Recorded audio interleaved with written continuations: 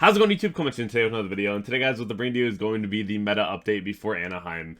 I am back. It's been around 14 days since I've been on the channel. It's been a really long time, and I hate doing that, but I also have a crazy work promotion coming up that I got to get ready for, and then I was in France for the YCS and Lille, and now there's Anaheim, so I'll be at Pittsburgh, but unfortunately I have to miss Anaheim. But there's a lot to talk about today in terms of what I could see happening at Anaheim and what tech choices and what meta choices, meta calls are going to be the best ones for this event. Definitely go ahead and check my sponsors over in Gem, Cloud, Arla, Imperium, Dragonshield, RW, MainPhaze, and Grimoire down below in the description. Also, subscribe to the channel if you haven't already so we can hit our goal at 30,000. So, just to start things off, this is the updated GGYGO Pro deck website as far as the numbers and percentages of the decks that have topped. So this is what we're going to be basing a lot of today's video off of with my own spin to it, and we'll talk a lot about what I could see happening and what I could see being a better call, because even from event to event, you should always be changing up your list because things will always change, and Yu-Gi-Oh! Is a week by week, sometimes day by day game. It's never going to be a month by month thing, so every single event should be different. Your tech choices, your options should be different. Mitsurugi being such a heavy contender for this weekend. Obviously, Triff won with like the Mitsurugi pile, so that's one thing where we will see a lot more Mitsurugi, where we already saw that split the top cut of Lil between Mitsurugi and Yummy. So both those decks are still really popular, but it's even more popular just to play them together. So we're going to start seeing a lot of different main deck and side deck options, whereas right now I feel like with the idea that more people could be maining Droll, I could see people switching to other things like Dracotail, and we'll talk about why I think that is and more down the line here. But let's hop right into the meta tier list for this event, and that's going to be Mitsurugi, in my opinion, is still like the best deck.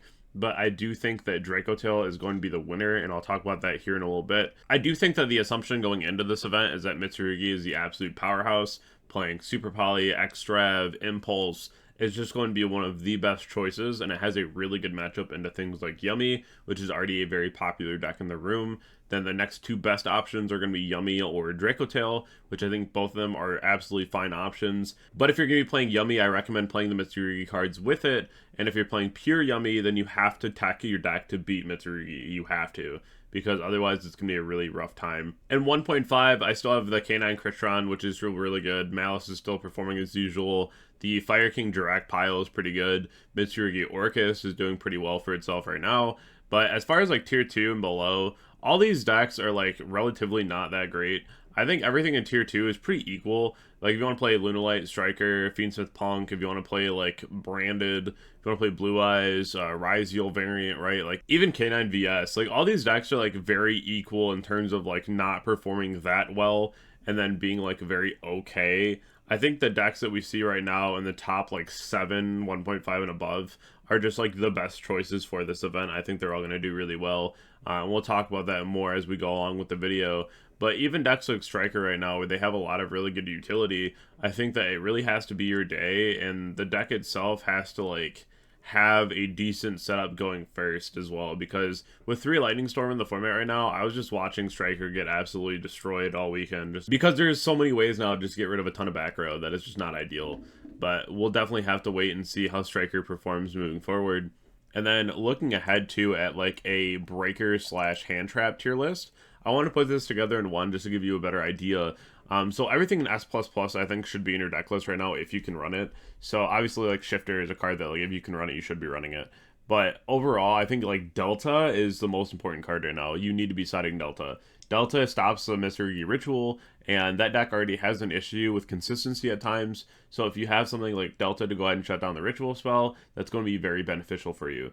So that's something where if you do have this card, you should be putting in your side deck, and you just play the 1 Gamma anyway. But I think Delta is going to be an overperformer this weekend.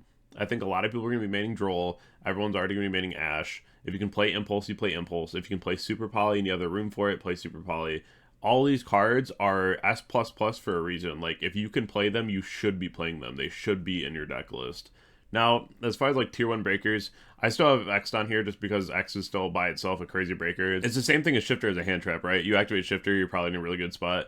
If you're playing Ryzeal and you have an X, you're probably in a really good spot, right? So it's still the same card, even if it's just at 1. It's still a crazy breaker. But Droplet, Lightning Storm, Duster, Regeki, these are all cards that are going to see a lot of very strong play right now. And these are in no particular order within their own tier. I just have everything together here. But Bell, Valor, Imperium, all very good right now. I think that Valor, Imperium, if we start seeing a lot more into Roy, is going to be a lot more important. We didn't see that much Naroi at Lil, but we will end up seeing a K9 deck that just is really crazy, and we're going to have to worry about Naroi. 1.5, Fenrir is like fine, Evenly's fine. All these are just like okay, right? They're not like crazy, but they're better than others right now, so they're kind of like fine. Nibiru is really just not great at the moment. Like, it's fine, you can punish people, but the amount of players that you play against where like it just doesn't punish enough that it's just like really mid to have, and then it's just like something else in your hand that's just not proactively doing anything for you. I think the card itself for the first time is just like super mid. Same with Perulia. I think Perulia is just awful right now. It's just a card that you don't really want to be running. There's so many other options right now. But everything 2 and below, I probably wouldn't be playing right now, just because I feel like everything 1.5 and higher is just like objectively better. And if you want to go one step further, I would just be playing the cards that are like 1 and higher right now, because those cards are all very important to the format right now. They're all very effective. If you take any combination of those cards into your deck list this weekend, I think that you'll do perfectly fine. I do think that we see a Dracotail dub this weekend. I think that with a lot more people, including Droll into their main deck, and then also attacking out their deck list to beat Mitsurugi right now, I think that Dracotail just has an absolute phenomenal time. Sting versus Mitsurugi is a really hard time for Mitsurugi to recover from. And Dracotail can just fit so much non-engine. Now with 2 branded fusion, you can just play like a really small package in the deck too, and you just have multiple pushes into your opponent, which I think is really strong. So this is a deck where you can just play through so many different hand traps and just kind of ignore a lot, which is where a lot of people will still be on like Retaliating Sea, right? So you need a game plan for that. Probably playing like a Book of Eclipse, I would imagine. I think that card's really strong right now if you're playing a fusion deck. A deck like Dracotail has a very high opportunity to do very well this weekend. Now, I kind of touched on this a few times, but I feel like a lot more people are going to be maining Droll. We already saw Droll and the side deck at 3 in multiple deck lists. So this is something where if we're expecting a lot more Mitsurugi, and we're starting to see a little bit of an increase in Lunalight, even if the deck's not really performing that well, it's still something where Droll has a lot of value this format still, and I think that we could start seeing this be more in the main deck than others, just because this card's starting to gain a little bit more value. Now, just to be honest with you too, Lunalight is a deck that I had a lot of high hopes for, and the deck itself seemed like it was really cool. And, you know, Tom K went over to Worlds and got second, and the deck has a lot of opportunities, and it's not necessarily a flop, but like as of right now, the deck just feels so underwhelming to play. Like, yeah, sure, if you put up like the full board and then you put up like double Liger, it can be hard to deal with. But like against decks such as Yummy, you're just never doing that, right? And if Yummy's most of the room and they're on 18 hand traps, this deck was never putting up a board like that.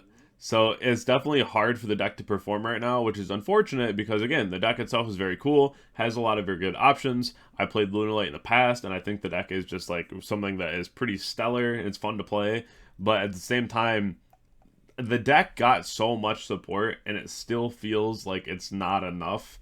So maybe we get like a supporting engine in the future. Maybe we start seeing like Lunalight Tri-Brigade without Hounds, so you're not like Lunalight locked, right? So I'm not too sure, but I could definitely see like a couple things that are added to the deck, like Mauser or whatnot, right, and see some innovation going. But I think that Lunalight needs innovation right now to stay relevant. My dark horse for Anaheim right now is Maliss. I think this deck is still very good. This is something that's performing as usual right now. It just got top 64 in both events, I believe.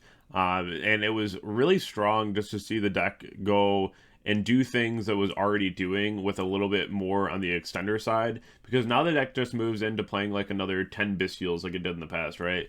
And even if you don't do that, you could play like the Fiendsmith cards with the deck. The deck still has a lot of opportunities to perform. So I think this is something where if you want to pick a solid deck for the weekend, maining like Shifter, you're siding your Retaliating Seas, you're maining Impulses, I think this is a deck that definitely has a really crazy advantage going into the weekend, especially with the matchups that we're projecting. Definitely go ahead and follow my Twitter, Twitch, Discord, and Instagram. Subscribe to the YouTube channel if you haven't already. We are 6 players away from firing our first GG Genesis tournament. Definitely go ahead and check out my Discord down below in the description. Join that and check announcements to see how you can join the tournament. Thank you all so much, and I'll check you all in the next video. Thank you.